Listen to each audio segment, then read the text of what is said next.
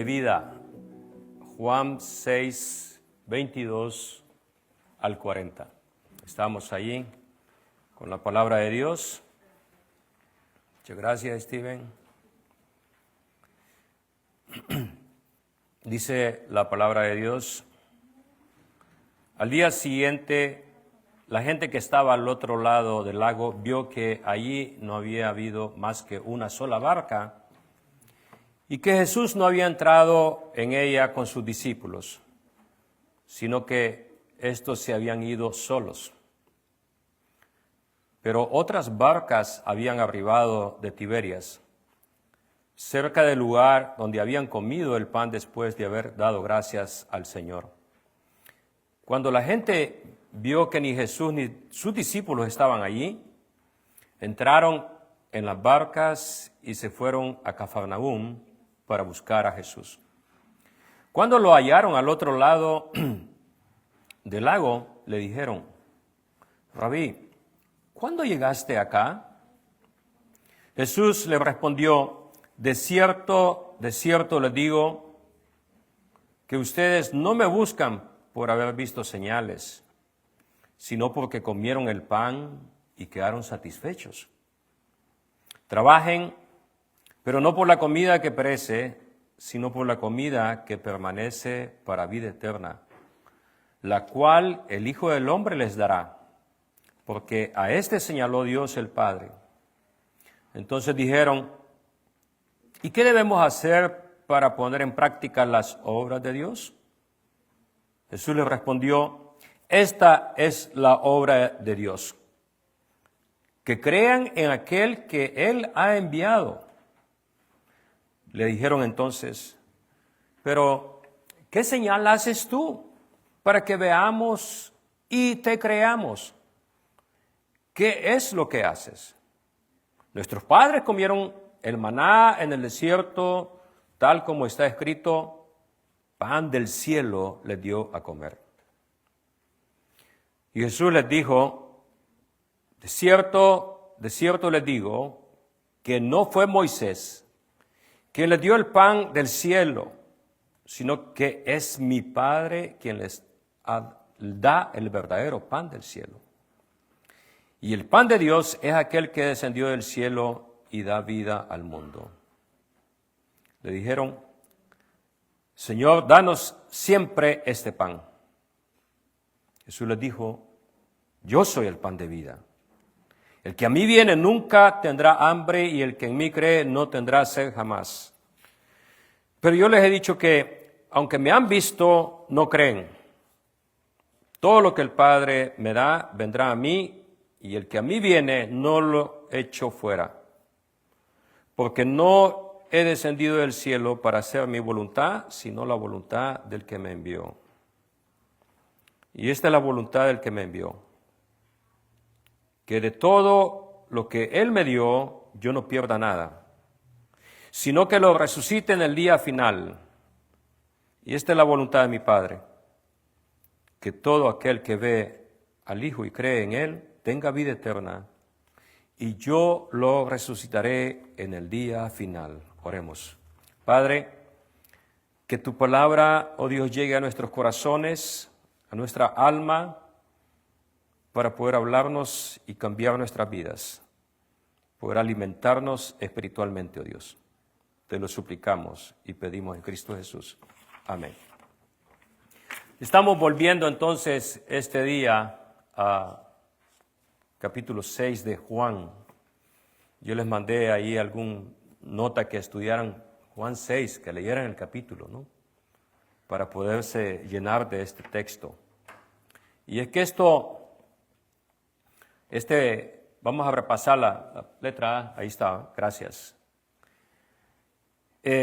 Ocurren después de estos dos milagros, este pasaje que tenemos: el milagro del pan y el milagro de Jesús caminar sobre las aguas.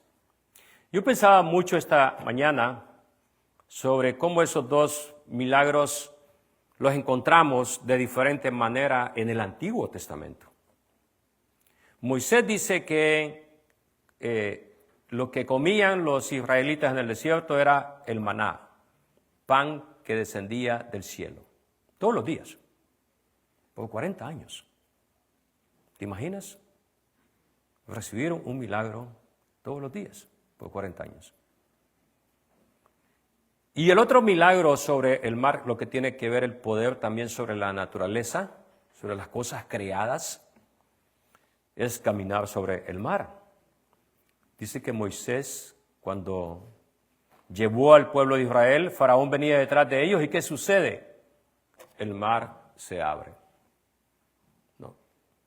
Ahora, muchas personas tienen problemas para creer esto. Claro que sí. Van a tener problemas para creer que Dios creó el mundo. Van a tener problemas para creer que Dios es el que nos mantiene con vida. ¿Qué tal eso? Si Dios quitara, vamos a decir, lo que es la conjugación química o matemática que hay en el oxígeno, nosotros morimos. No podríamos vivir. Estaba escuchando esta semana que vivimos en un planeta perfecto. Y usted dice, ¿cómo es posible? ¿Sí? Si tuviéramos, dicen, un grado más de lo que es la energía que nos empuja hacia abajo, morimos. Si tuviéramos un grado menos, morimos. Por eso digo, es un planeta perfecto. Por eso cuando hablan de Elon Musk, cuando habla de poblar Marte, ¿no?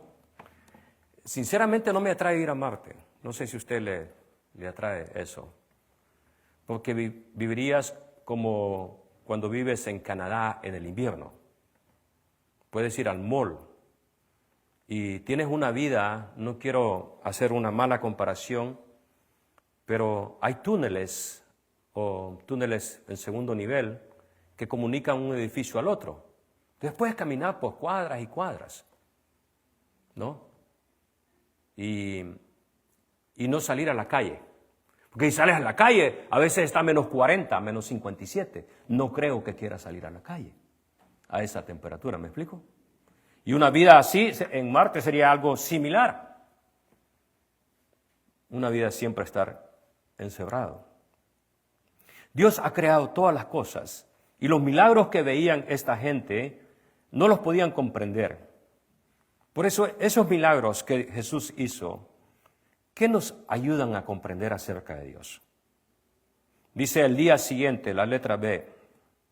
La búsqueda de Jesús revela un corazón centrado en lo terrenal y no en la fe. La multitud había notado esta es la idea, un día antes habían experimentado el milagro de la alimentación. Jesús les había dado de comer. No se fueron a sus casas, se quedaron a dormir, se quedaron acampando. Imagino que había un buen clima para quedarse afuera, ¿no? Y cuando despertaron, se dieron cuenta que Jesús ni los discípulos estaban.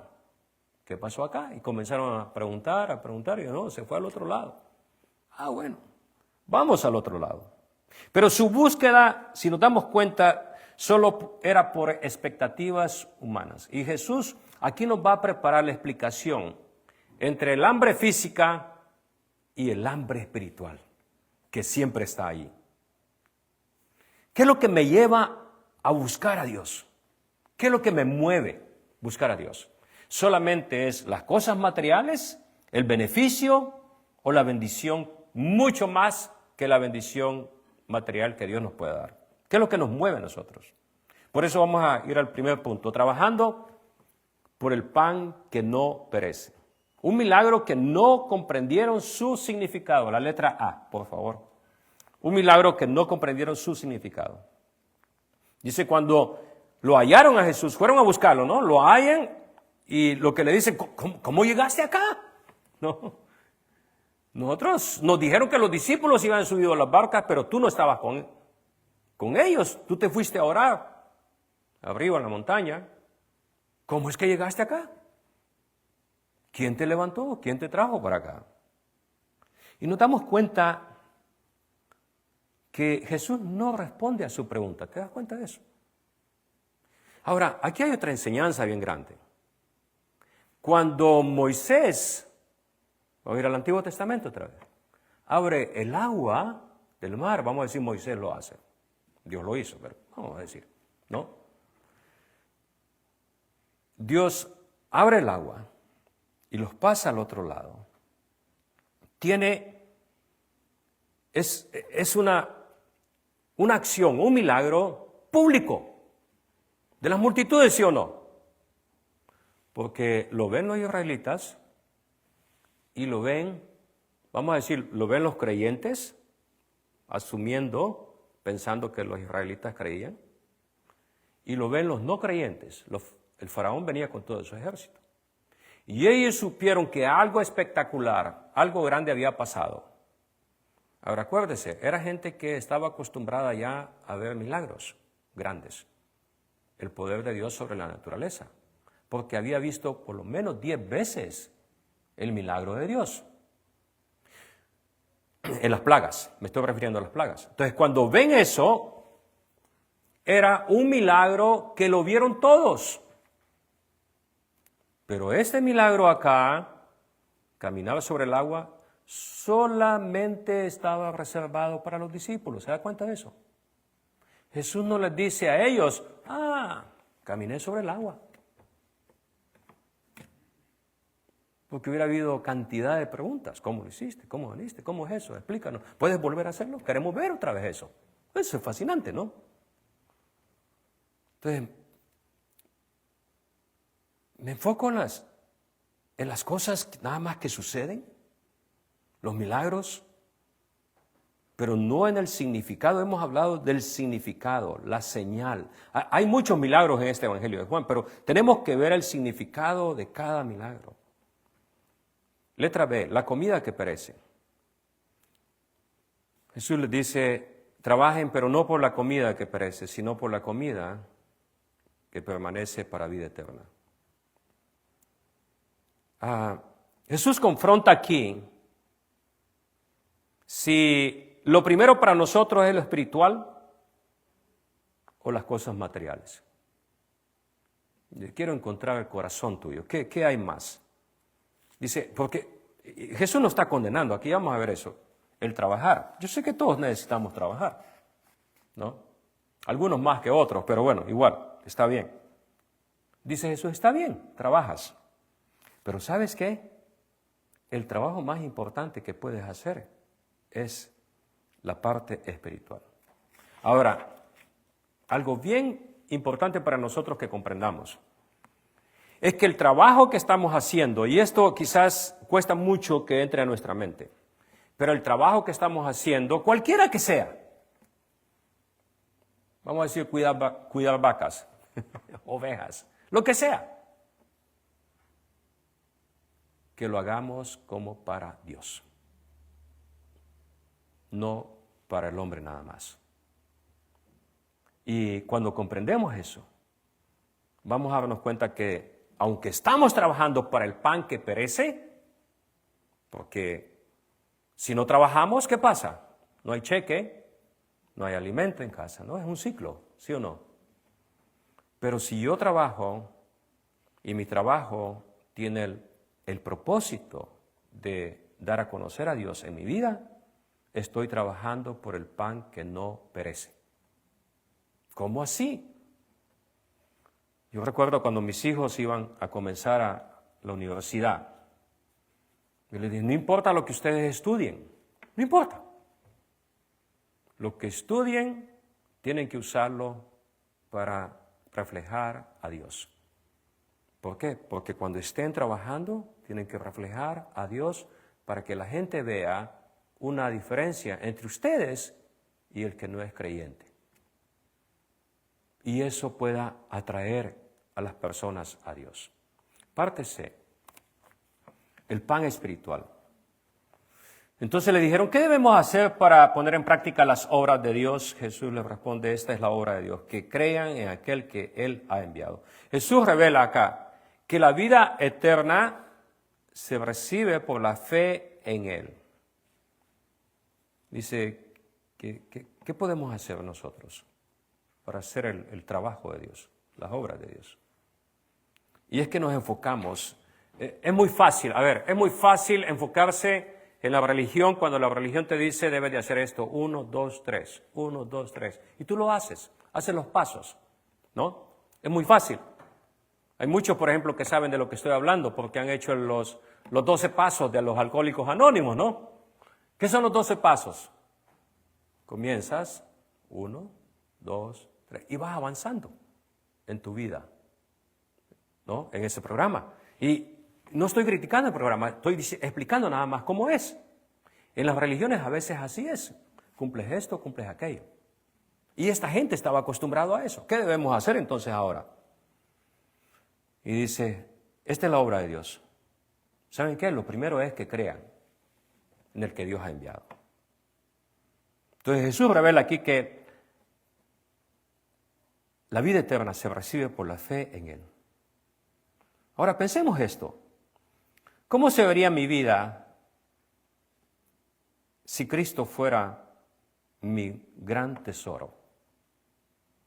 Yo sé, nosotros a veces tenemos tesoros muy grandes. En algunas veces las relaciones emocionales con otra persona es un gran tesoro. A veces son los hijos, a veces es el trabajo, a veces cualquier otra cosa. Pero ¿cómo se vería si Cristo es número 1 en mi vida? Punto 2. Moisés no le dio el pan, porque ellos decían, Moisés nos dio el pan, ¿no? Pero fue Dios. Pero, la letra A, tenían hambre otra vez. Dice, ¿qué señal haces tú para que veamos y te creamos? Piense esto. Esta es la misma gente que un día antes había comido del pan que Jesús había multiplicado. ¿Te das cuenta de eso? Y le dicen a Jesús, ¿qué señal haces? Y están preparando el terreno. ¿Qué es lo que haces? 31 dice, nuestros padres comieron el maná en el desierto, tal como está escrito, pan del cielo les dio a comer. Entonces, ¿qué hacen ellos? Exigen nuevas señales, porque su corazón no ha sido satisfecho todavía. ¿Ya? ¿Qué le dicen? Jesús, ¿de qué? Mira, seamos honestos aquí, ¿va? Hablemos, pongámonos serios, dicen, ¿no? Es cierto, ayer hiciste el milagro del pan, ¿ok? Pero solo fue una vez. ¿Qué señales haces? A ver. Aquí la cosa fuera que nos dieras pan todos los días. ¿Ya? Eso sí. Ahí sí te vamos a creer, pero dice, Padre del cielo le dio a comer y entonces comparan a Jesús. ¿Te das cuenta de esto? Pon atención a esto. Comparan a Jesús con Moisés. Y por eso los judíos decían, no ha habido profeta como Moisés. ¿Ya? Dice, queremos, si haces pan, si nos das pan todos los días, ¿no? Algunos de ustedes, no sé si ustedes hacen pan todos los días. Mi esposa no hace pan todos los días. Digo, a veces, ¿no? Cada 2, 3 días, pero porque hace bastante. No dura, ¿no?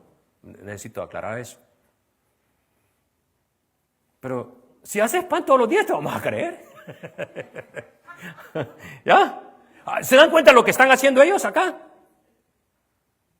Si me bendices todos los días, yo te sigo fielmente. Actuamos por emociones. Actuamos por la señal. ¿Te das cuenta de eso? Creo en ti, pero si haces esto o lo otro. Entonces necesito una experiencia milagrosa, emocional, todos los días para continuar esto. Hay personas que viven así. Van a una iglesia y dicen, hoy el servicio estuvo muy apagado, muy malo, aburrido. No, y otro domingo, wow, hoy sí el servicio estuvo bueno. Es emoción. Emoción. Y Dios no trabaja en las emociones. ¿Cuál es mi experiencia? Ellos le dicen, mira, queremos vivir esa experiencia, pero todos los días. Y Jesús va aquí, el punto B, el pan verdadero del cielo. Jesús les dijo, de cierto les digo. ¿Qué es ese desierto? Esto en gramática en español se vería como un error gramatical, porque es repetitivo y no se pueden repetir las palabras en español. Dice, Jesús está diciendo, ¿sabes qué? Esta es una verdad absoluta. O escucha bien. No fue Moisés quien les dio el pan del cielo, sino que es mi Padre que les da el verdadero pan del cielo. Y el pan es aquel que descendió del cielo y da vida al mundo. Y otra vez ellos, en el 34, ¿qué le dicen? Señor, danos siempre ese pan. ¿Se da cuenta la mente que tienen ellos? Está bien, danos. Eso, hoy sí estás entrando aquí en el cuadrito donde te queremos. Danos de ese pan. Ellos están siempre pensando en el pan terrenal. Jesús revela el significado verdadero del maná y dice, el cumplimiento es Él. Por eso el Antiguo Testamento es importante leerlo en base al conocimiento del Nuevo Testamento. El maná fue dado por Dios, no por Moisés. El maná era una señal, no el fin, apuntaba a una provisión espiritual mayor. Piensa esto, Moisés, otra vez si usamos el lenguaje de ellos, les da el pan 40 años. Jesús nos alimenta toda nuestra vida espiritualmente, no 40 años. Ahora no sé cuántos años vamos a vivir, pero nos está alimentando espiritualmente porque tenemos hambre espiritual siempre. ¿Es Cristo mi fuente de vida espiritual o estoy buscando algo aparte de Él? Eso es lo que debo preguntarme acá. Porque ellos estaban buscando un sustituto. Dice, danos siempre ese pan. ¿No? El pan que tú hablas. No sé cuándo lo vas a hacer realidad, pero danos de ese pan.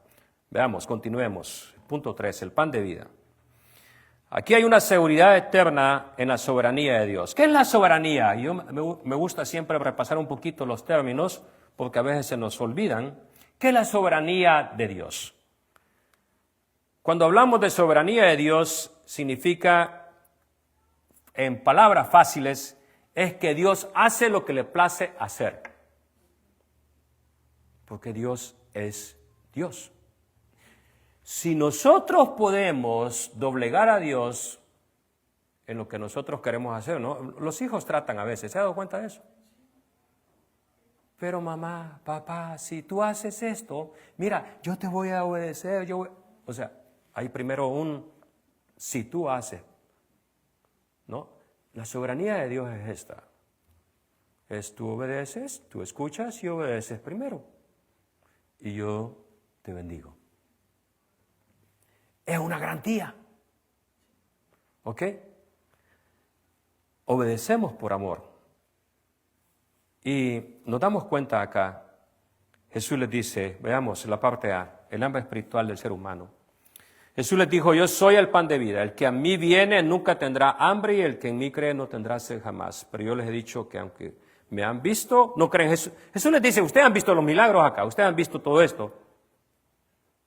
Y Jesús identifica aquí el hambre espiritual universal y se presenta a Él como única solución. ¿Sabes qué? Es muy notable esto. Quiero explicar el hambre espiritual. ¿Algunas veces te has preguntado por qué los artistas van y hacen, por ejemplo, drogas y todo eso? Que dice que algunos psicólogos han explicado la situación clínica de ellos, es decir, lo que experimentan en su cerebro. Cuando están enfrente del público se sienten amados, se sienten adorados como dioses. Pero cuando se bajan y se van a sus camerinos ellos solos, hay una soledad, y mucho más cuando llegan al hotel donde están. Hay una gran soledad en su corazón. Acaban de vivir una gran experiencia, ¿no? Emocional, otra vez las emociones. Pero cuando están solos, viven esa soledad. Y ese es el hambre espiritual. Ahora, no estoy justificando lo que hacen, estoy explicando nada más lo que hacen. ¿Cómo funciona el hambre espiritual? ¿Qué cosas he hecho para satisfacer esa hambre espiritual? O sea, ¿qué cosas he hecho en mi vida humana?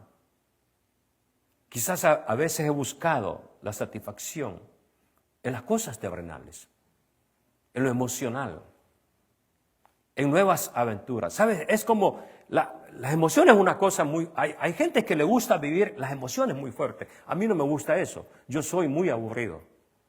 Por ejemplo, si usted me dice a mí, te invito a que saltemos juntos del puente a un jumping, ¿cómo le llaman? Bungee cord, algo así, ¿no? Porque se siente una emoción que sientes que te vas a morir, pero no te mueres. ¿Qué tal eso? Yo les digo suficiente con los hijos que he tenido. Esa emoción es bien real, ¿no? O sea, se acabó. Sí, o sea, ¿te das cuenta de eso? Hay gente que le gusta ese tipo de emociones. Llegar a la cúspide, ¿no? Bueno, cuando estaba joven creo que me gustaban esas emociones. Pienso yo que lo hubiera hecho si hubiera tenido oportunidad. No me siento muy valiente, pero a lo mejor, ¿no? Por la vergüenza que hubiera sufrido no hacerlo, pero no sé.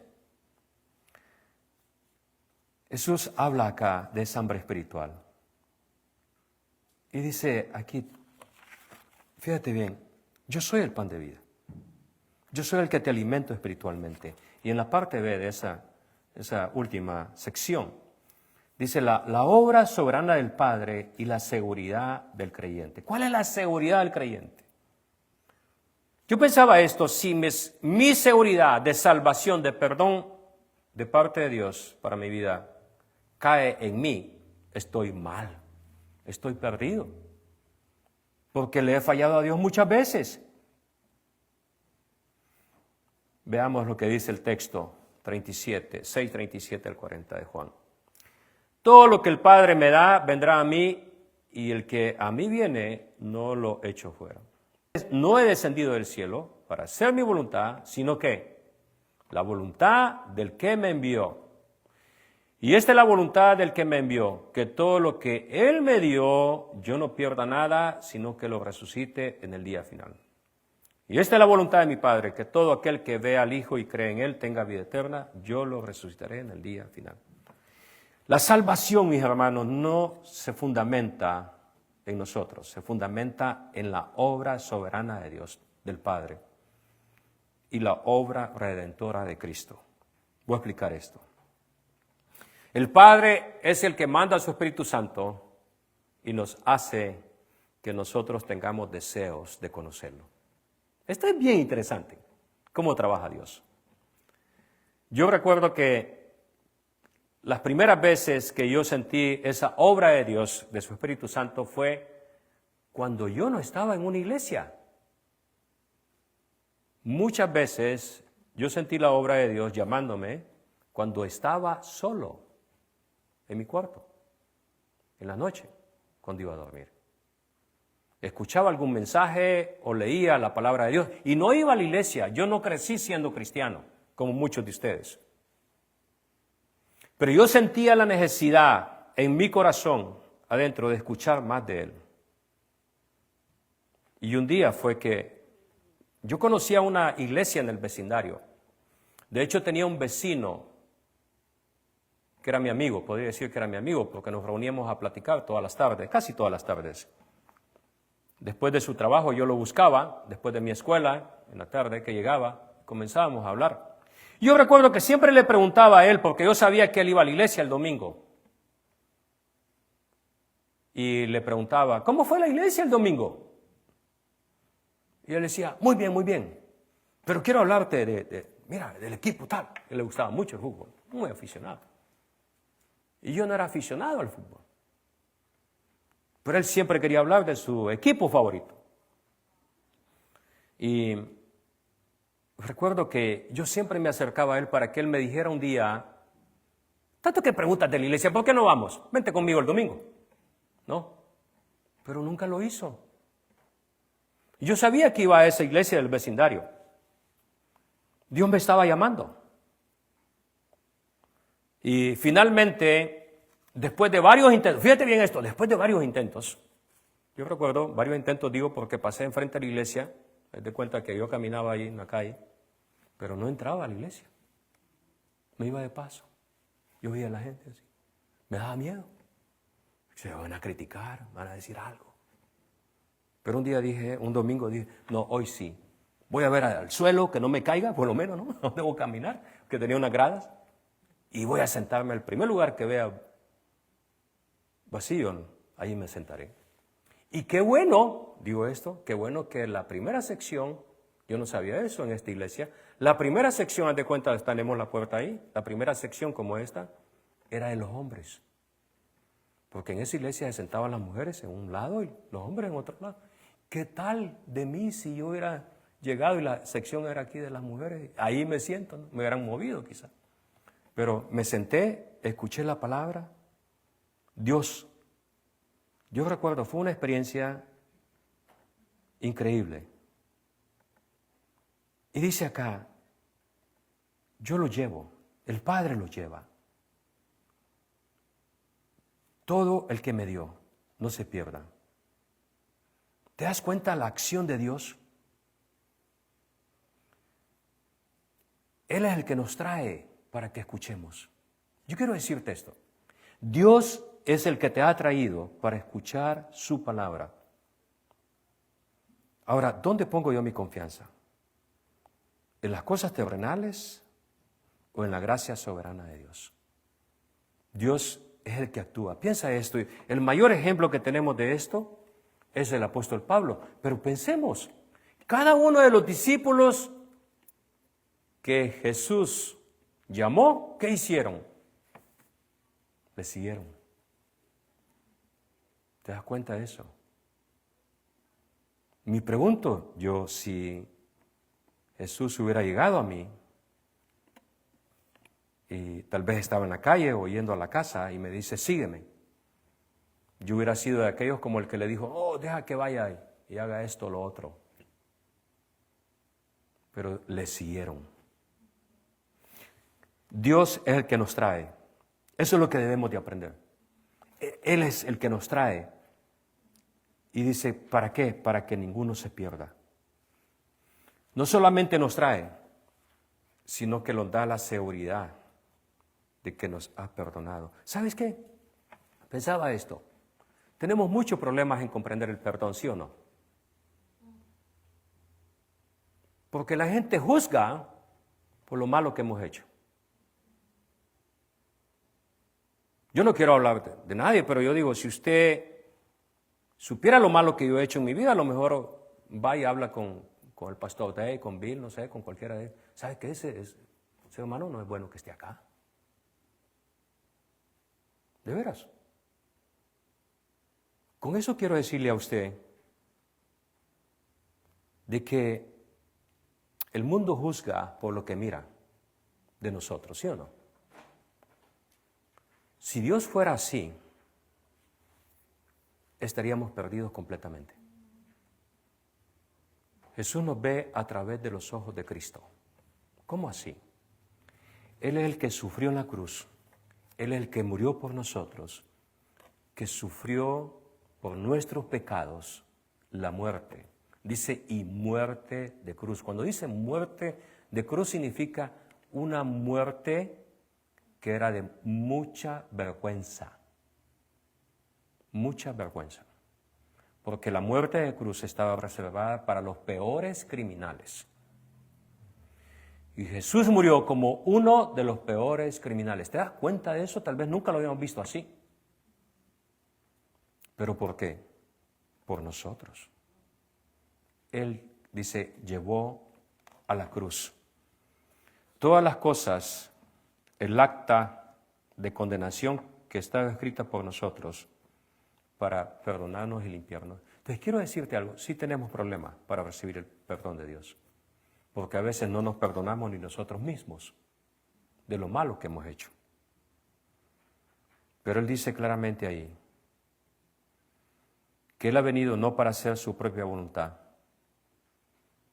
sino que todo lo que Él me dio, dice, yo no pierda nada, sino que lo resucite al día final. ¿Te das cuenta? Jesús les dice, ustedes que comieron el pan ayer se van a morir un día. Y el asunto aquí es que no coman pan gratis todos los días, porque algún día te vas a morir. El asunto acá es que recibas ese pan espiritual que te da vida eterna y vida eterna que permanece para siempre. Vamos a concluir. Juan se revela que Cristo es el cumplimiento de todo lo que el Antiguo Testamento nos anuncia. El maná en el desierto no era el pan verdadero, era una señal. Ese maná del desierto era una señal para el verdadero pan que apuntaba a qué, señalaba a quién, a Cristo. Ahora Moisés, aunque hizo 40 años de milagro, no era lo último. Jesús sigue haciendo milagros hasta el día de hoy. Han pasado más de 2000 años. ¿Te das cuenta de eso? Entonces 2000 años en vez de hacer por la matemática es más que 40 años, ¿verdad? ¿Te das cuenta? Jesús es el pan del cielo dado por el Padre, suficiente para satisfacer el hambre espiritual y garantizar vida eterna. Él quiere que tengas ese pan espiritual. Y tal vez no comprendas todas las cosas, pero Él quiere darte perdón, paz en tu corazón en esta oportunidad. Vamos a orar. Y si quieres orar conmigo esta oración, puedes hacerla conmigo. Vengamos en oración. Padre, a ti vengo, Dios, a pedirte perdón por todos mis pecados, por todo lo malo que he hecho delante de ti. Yo sé que para mí es difícil, oh Dios, comprender todo y saber que he sido perdonado por ti. Pero este día te pido perdón y pido, oh Dios, que por el sacrificio de Cristo en la cruz del Calvario, tú me recibas, me atraigas a ti y me des la seguridad en mi corazón del perdón de mis pecados y de la vida eterna, oh Dios, cuando entre a tu presencia. Gracias, Padre, por esta oportunidad que me das de poder orar a ti, oh Dios. En Cristo Jesús lo hago y te agradezco. Amén y amén.